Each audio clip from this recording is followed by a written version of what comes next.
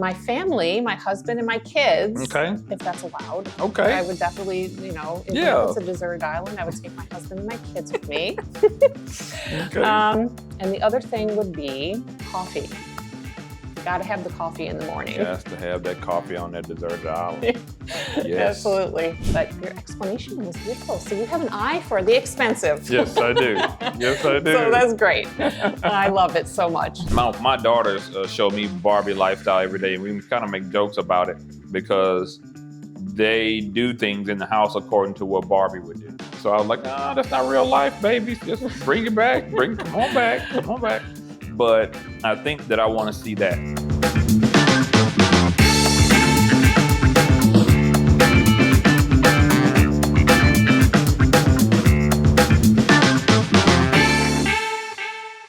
Hello, everyone, and welcome to Design Discussions with Nadine. I am Nadine, and today's guest is Willie Alexander of Alexander Aspects Interior Design. How are you, sir? I'm doing great. Thank you. It's so good to see you again. So if anybody may or may not recognize this gentleman, he was part of my ambush group at Azuri Casa when we asked the pros, and you did a great job answering all of my spectacular questions. Thank you.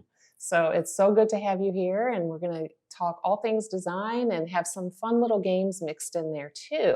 Let's talk a little bit about your business, a little bit about your history, and how long have you been an interior designer, and what got you into the business to begin with? So some of my history, I'm from Grenada, Mississippi.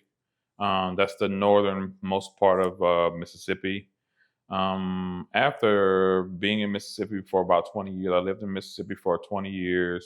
I moved and joined the military. I joined the military first, and then I moved. I moved to Jacksonville, Florida, where I met my wife. Kiana. We've been together for 20 years now, 5 kids later, and still enjoying life, going through the journey together. She's a hairstylist now, and once we got out of the military, our thing was to not just go get a job that paid the bills. We wanted to also go after our dreams. And so that big thing was for her hairstyle, her being a hairstylist. So she attended HCC. She got her business management degree there and her hairstyling license there also. I attended the Art Institute of Houston. I have a bachelor's in interior design from the Art Institute of Houston, 2014 class.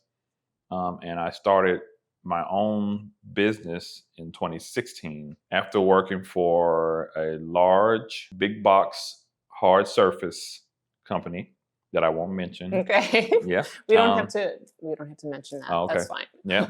So I want to say that also that's where I started my career. I do give them that credit for creating the atmosphere that allowed me to push into my contractors, learning contractor language and lingo, understanding the game, the industry. That's where I got my start in interior design at that big box store. And your wife and you both are very artistic people. You were telling me she's obviously a hairdresser, and we were talking about the colorful hair. Yes. She always changes her hair color. Yes, she does. Sort of like the princess, if you're familiar with Star Wars, Princess Leia. She every time you see her on the camera, she'll change. She'll have a different hair setup. That's my wife. Every so often she loves color. She's a master colorist. And that's what her clients come to her for, and cuts also. That's great. So hair color for your wife. And then, of course, you work with lots of colors and textures and things like that, too, in interior design. So it's a great match. It's amazing how you guys got into similar design type of business, but in a different way. We argue often, I'll say that. We argue about color often, yes. But it's always a professional thought process.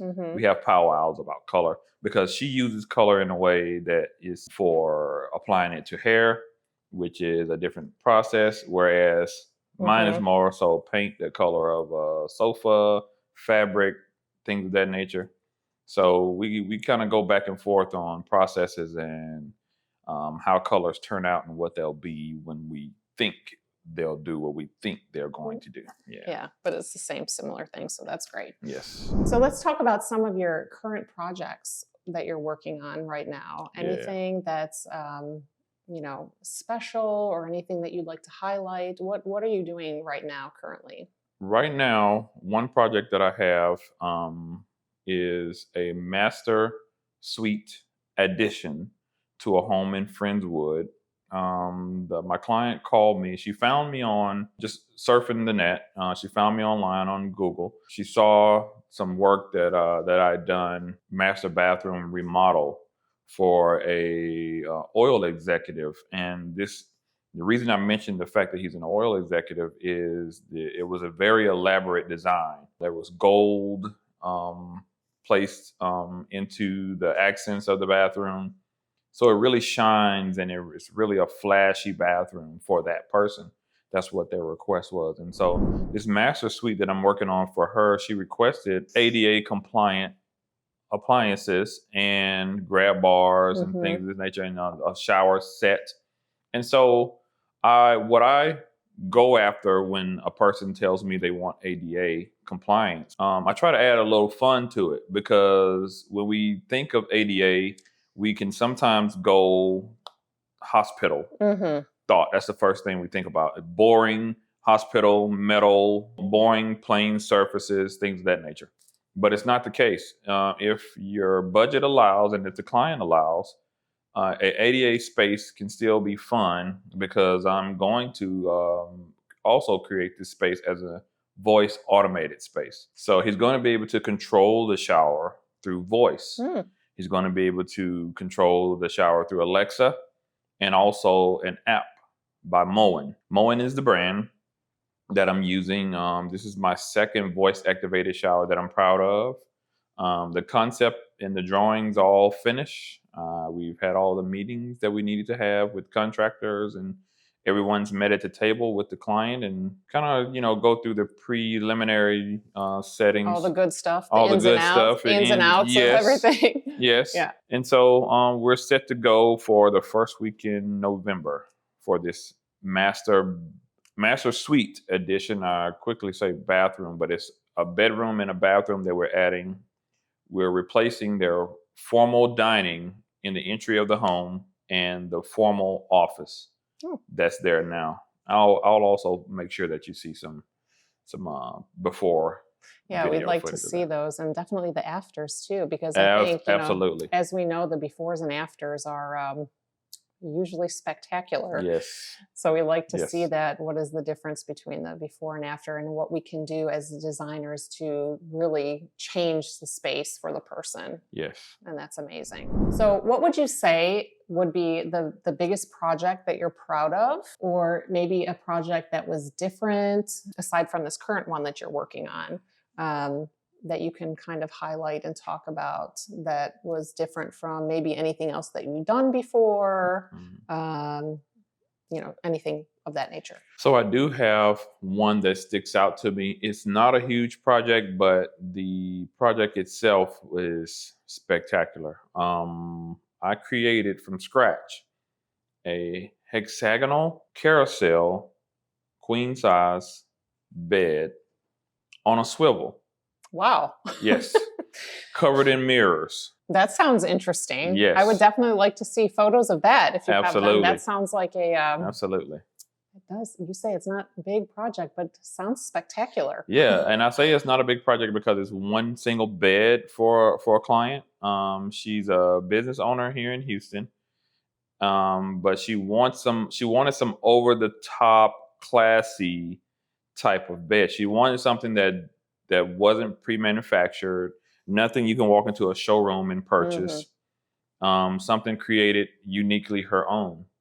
And so we went into it with just sketches. We started with sketches, kind of just created concepts until we got it right for her. Sat down with her, talked with her, with my upholstery guy, sorry. Even blew my mind what it came out to be. Seeing it in the concept mode was everything, because now you saw this thing come from paper.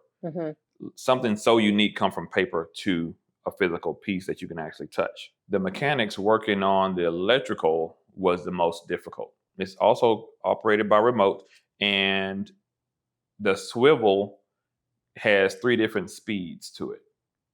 So the swivel, I mean the turning on the actual carousel of the bed has 3 different speeds: fast, medium, slow, and LEDs. There's LEDs installed in it, and a USB port installed on the side of it also. This is a crazy bed. This was all made by just one guy, or like what was the process? There's there?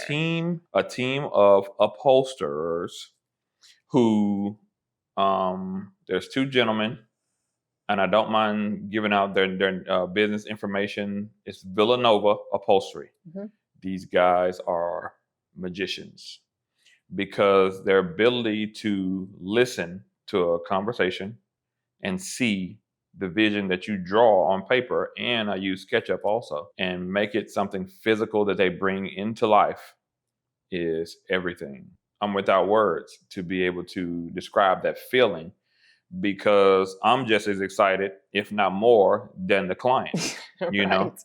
So I'm there just waiting, and we're going through this sort of like ribbon cutting ceremony, waiting for her to walk up the stairs and see this bed that they've delivered. She was gone away on a trip and came back to this bed, fully operational. We had some kinks to work out before she got there, but once she got there, it was fully operational. It was almost like delivering a baby. Oh my goodness. I don't know what it feels like to deliver a baby, but as a doctor, I'd be there witnessing it. And this was amazing. Like, yeah. Yes. I mean, I can imagine. And what was the total process on that? How long did it take from start to finish on that one? Start to finish, this was 4 months for one single bed. Total price, about $26K. Wow. Yeah. Well, I mean, it sounds something, like I said, quite spectacular. So the price point is not actually right. I mean, it's when you have something that moves and swivels and all those things, that's quite yes, quite special. And I will make sure I show you pictures. Yeah, I'm sure everybody else out there would like to see those too, because I mean, it's not something that you see every day. I kept the concept photos, I kept the drawings, all of that stuff I keep, because that's a big landmark in my career to be able to do something like that. This was about 2 years ago, and it's just something that stays with me. I guess my next project that sticks out to me would be a condominium located in 3rd Ward. It's a 3-story condominium with elevators, and that was the first of its type for me. Sort of commercial hospitality project. And I was blown away at my client's reaction to, I guess, my ability to take his concept, what he wanted as a developer, because he was a developer just developing the land. And, he knew that he wanted a building there. There was an investment to be placed there, but he didn't have a concept of color, texture, height, scale, use. So I implemented all of these things for him and brought his vision to life. And that's interesting, because there is a lot of people that have kind of an idea in their mind of something that they want, but they definitely need the designer to, give input and give your expertise. Absolutely. On what they need. So that's interesting. Now we're going to do a surprise segment, role reversal. So apparently they placed some cards there for you. So grab those, and I guess I'm going to be on the chopping block now. There's some questions there that you're supposed to ask me. You can choose on how many to ask. You can ask one, you can ask all. Okay. So, and I am as surprised as you by this, because I don't know what's on those cards. Awesome. So, let's see. So, because this is the first time we're doing this, and this is the first time you've done it, I think I want to ask you all the questions, but I'll see. I'll see how I feel once I get through them. Let me get ready. Yeah. Okay. Are you ready for your first question? Yes, I am. Okay. So the first question is, who was your weirdest guest? My weirdest guest. Okay. I don't know if I would necessarily say weird, Mm-hmm. but I will say colorful, funny, Mm. he makes jokes, interesting Russian guy, Okay. Gregory. Okay. And he's a gentleman that I actually work closely with. He owns a showroom up in Conroe. They do, he's beautiful kitchens, Okay. modern kitchens. From Italy and Germany. So if anybody wants to go back and watch the podcast with him, you'll kind of understand what I mean by, I wouldn't call him weird by any means, but colorful.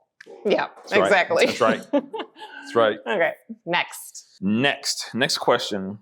If you could have dinner with one person, dead or alive, who would it be? Oh my goodness. Well, this is actually an easy one for me. This is kind of a heartfelt one, but I have to say my dad. My dad died about 12 years ago to leukemia. I'm sorry to hear that. And, I was always a daddy's girl. Yes. He was in the Navy also. Hoorah. Yeah. Wow. He was an amazing man, very hard worker. And I learned a lot of my work ethic from my dad. Yes. And there's so many things that have happened in my life over the last 12 years that I would really love for him to know about. And a lot of people tell me he knows, he's watching, he sees you. Oh, yeah. But yeah, so if I could have dinner with one person, it would be my dad. That's sweet. Yeah. And awesome. Okay, next question. When was the last time you talked to your mom? Yesterday. Okay. I talk to my mom a lot. So even though I have such a busy schedule, I always make time for my mom. Awesome. Yeah. And I'm actually going to see her next weekend, Yes. all the way up in Northern Ohio. So Aw. yeah. But you're looking forward to that. Yeah, I am. Absolutely. Awesome. 3 things you will take to a deserted island. Ooh, okay.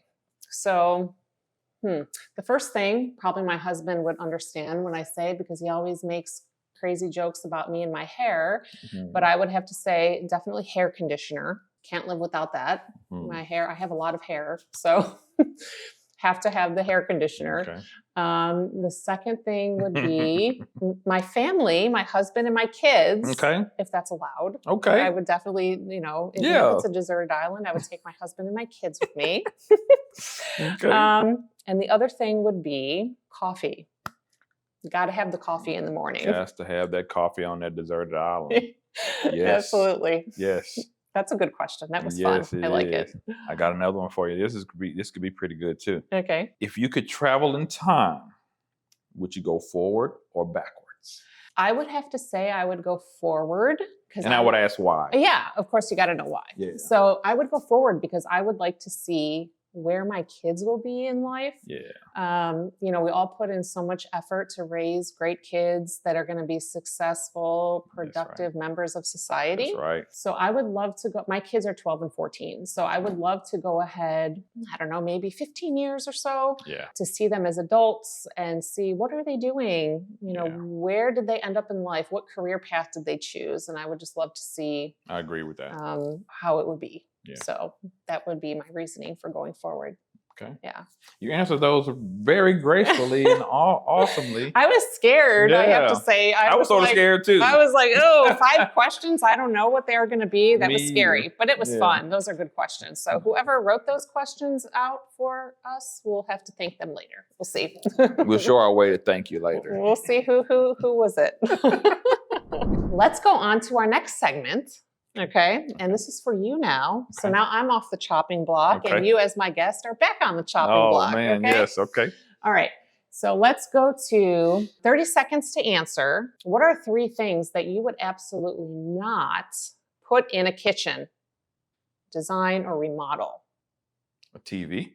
I think there's some people that might not like that answer. True, depending on their setup, but most definitely a TV.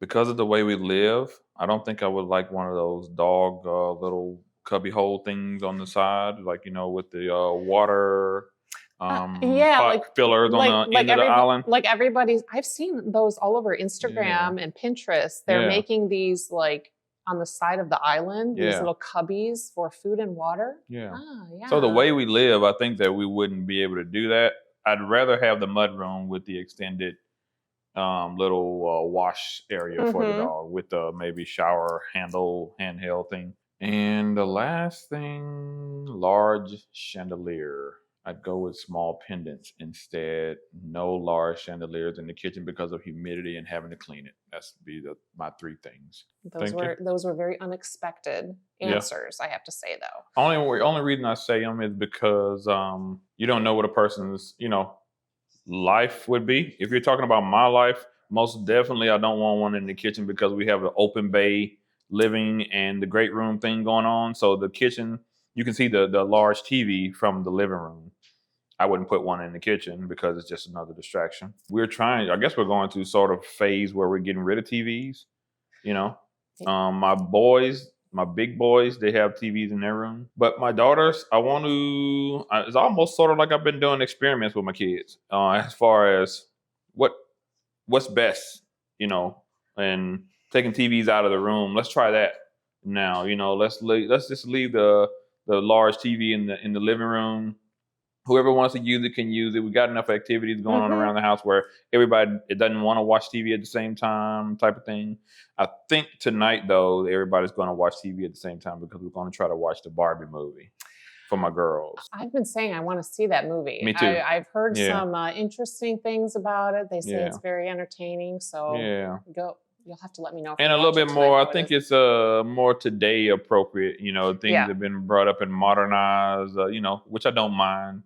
I want to see they show also in the preview. They did a great trailer for it. I watched the trailer last night. In spite of what everybody's been saying, some people have been giving it some negative reviews because they don't like the wokeness of it. I guess so. Everything's gonna be woke these days, right? It's a portion of the movie where Barbie sort of has to see what life is like without all of this everything. Being a spoiled, living person who has everything handed to him. Barbie. Yeah. My daughters show me Barbie lifestyle every day, and we kind of make jokes about it because they do things in the house according to what Barbie would do. So I was like, "No, that's not real life, babies. Just bring it back. Come on back." But I think that I want to see that. I think that that's going to be great for like a reality check in the movie for a lot of little girls, ladies who sort of idolize Barbie. I think it's going to be nice. I don't want to watch it because I want my sort of enjoy it with my daughters. Well, and they say it's very inspiring and empowering for young girls right now. And I really like that idea too. Getting onto talking about Barbie, this Barbie movie has, I think, really amped up the craze of interior design too. True. As far as the pink accents and pink tiles, whatever it is. Yeah. So how do you feel about that as an interior designer? If somebody came to you and was like, I want to have a Barbie inspired bathroom. Of course, as interior designers, we always want to follow what our customers or clients, dreams are. That's right. But I do think also there's a little bit of excessiveness when it comes to the amping up of the Barbie. Yes. Client came to you and said, I want to do this whole bathroom or maybe even a kitchen as Barbie. What advice would you give them? Or what would you say to that as the professional, as to not overdo it too much or go kind of too far with it? What would you say? I would, if their lifestyle would accommodate it, this new change, this much of a change, then I would ask them if they wanted to change the entire home to fit a Barbie fantasy home. Barbie dream house is crazy. My daughters have this Barbie dream house and I've seen it, right? It's not so crazy outlandish. It's just mostly about the colors that really kind of go too far. But if they're up for it, I'd ask them if we want to just do maybe one space, like a lady cave, or like a retreat. I like that lady cave. Yeah. Not so much she shed that they've been doing. I know she sheds. But lady cave, it's always been man cave. So I like that term, lady cave. And I started using it for that reason because, I do bachelorette pads. I've done lots of bachelor pads. So clients call me for a mood, mostly is what I've seen. They want to change how they feel in their home. And so they know that they can come to me for that. If a person's lifestyle can accommodate the whole Barbie transition, then yes, I would say let's do it. But also, if they could afford it, let's use it as an Airbnb, possibly, rather than the house you live in. There are some people who can handle that amount of glamour, and over the top. Fantasy is what that is. Over the top fantasy design. I wouldn't mind doing it. I think it'd be such a fun project, out of this world type of. How do you come back from that? How do you go to your next project with, Exactly. After designing a Barbie dream house to Yes. going to just, I would say it would be more of a regular design. Right. You're right. I have a video from El Mimo's showroom that I actually commented on that because they had a pink kitchen in there, which I happened to see right at the time that the movie was coming out, and it was a pink lacquered kitchen. So I'm like, wow, I mean, there's a market for everything for somebody. Yes. Somebody wants it. Yes. Right? That's the truth. I've learned that in my years being out there, being called the fun to interior design for me. And I know you didn't ask this question, but I'm going to interject it. The fun for interior design for me is the adventure of not knowing the next person that's calling me. I get people who call me from the back rows of Alvin, places in Galveston that I didn't know existed, high places on stilts in Galveston that are the most luxurious places, and they just may want a space or two done. Beaumont, getting on the road, going somewhere, Florida, traveling in a plane to go all the way to another state to design and style for someone who doesn't live in my state, but they love what they see on my website. The adventure, that part of it, not knowing and having the faith, keeping faith, is what actually keeps me sort of excited about interior design. Yeah, and the unknown of every project is so different, right? Yes. And then sitting with the client and understanding their wants and needs and trying to figure out what you can do to bring the best possible result in the end is exciting. Yes. I And you agree. do that every time, over and over again. You Yeah. start completely over with every single client. No client is the same at all. So the not knowing and having to start from scratch and check off the list every single time, I love it. I mean, who wouldn't? But I just think that interior design for me has been also ministry. My dad's a pastor, and since I was a kid, I always had this little voice in my mind: "You're going to be a preacher. You're going to be a preacher." And hearing it from people: "You're going to be a preacher. You're going to be a preacher." And I always fought it.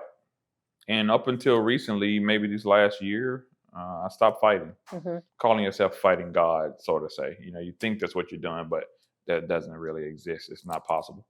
My approach to it in the beginning, it was, hey, are you going to have a church or not? I said, no, I'm not going to have one. My approach would be the same approach that he'd have if he were here and when he was here. Walking, talking, meeting people as I met you. Look at what happened when I met you. Look at what came from that. Yeah. So look how awesome that is. If I had never been out walking and talking and were as open as I was to speak to people, this would have never happened. I wouldn't be here. Yeah. So I think that that's what we should all be doing. It's not necessarily the biggest religious thing. I'm not talking religion here. I'm just talking life. We should all be out doing more to bump into people. Go to a grocery store and just wonder. Go sit at a bench and talk to someone you never would have ever thought of talking to. Just speak to them. Hey, how you doing? How's your day going? And mean it.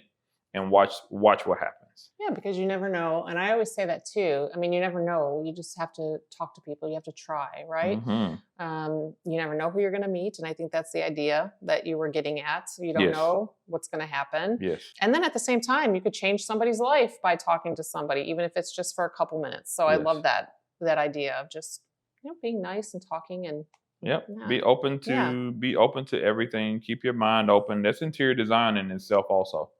Keeping your mind open to new ideas. If it's not trendy, I'm not a trendy person, but I do keep my mind open to other new opportunities, meeting new people, making sure that those people see my true self every time that I'm approached or if I approach someone. Okay.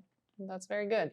And then I do have another question for you. So, what would you say is your favorite part about being a designer? What do you love about it the most? What I love about it being an interior designer the most is being the most unexpected to be an interior designer. Yeah, we So did talk about that a yeah, little bit beforehand. You know, yeah. you actually told me a great story about one of your professors at the college that you attended here in Houston, and I think that was a great story. Yeah. I don't know, I only heard about her for a couple minutes, but Yeah. I feel like her advice that she gave to you was great. Yes. So let's go ahead and talk about that again because I think that was So good. my professor's name was Miss Rhonda Jones. I would say that she was the most impactful professor that I had, besides a couple others. Besides my drafting 1 and drafting 2 professors, because drafting was so difficult. Drafting by hand is so Yeah. terribly difficult to learn. But Rhonda Jones was our floor planning professor who taught us how to properly floor plan for people, and not just cookie cutter design. She really taught us how to look at a person's lifestyle and design around that. And so I kept just about, I think, everything that she ever told me with me, but the most profound things that she told me that I remember is at a time when I thought that I was being judged by everyone around me because I didn't look like everyone around me. Mhm. I was the only black guy in class sometimes, a lot of times. That was intimidating. Being in a class full of women who were already working in the field, who was just going back to get a degree to advance their careers, and of who I met also, Sully Weissman. If you haven't met her, you will. She's very awesome young lady who I've had the pleasure of being a classmate with and industry partner with also. She is one of those people who knows exactly when I say that, what I'm saying. So I use her as an example. I was in my mind, and Miss Rhonda Jones was telling me, get out of your mind, get out of it, because you are holding yourself back Mhm. and you are judging yourself before these people even get a chance to meet you. I thought that it was, because some people are not so open and don't come out and speak and say things, that doesn't mean that people are being mean to you. It doesn't mean that it doesn't mean that people have something against you. It's just the way life is. It's society. People are in their own heads. It's why everyone is quiet when you walk down the street. Nobody speaks anymore because everybody's in their head. When we Thinking were about kids, something. Yeah. about something. So everybody has their own thing. So in design, I had to learn that, and Miss Rhonda Jones also made sure that this was important, something that she said to me. She said that the thing that you think, which is your skin color, you think that this is holding you back when it's the thing that could propel you. You should use it as a propellant Mhm. for your purpose instead of using it as something that's holding you, or like a crutch. And ever since she told me that, I've always been able to walk with confidence in any room that I go in, because I remember what she said to me, and it holds true every single day. Meredith O'Donnell, also Fine Furniture, is another young lady I would like to mention, if you don't mind, Mhm, sure. who reassured me that it's not color.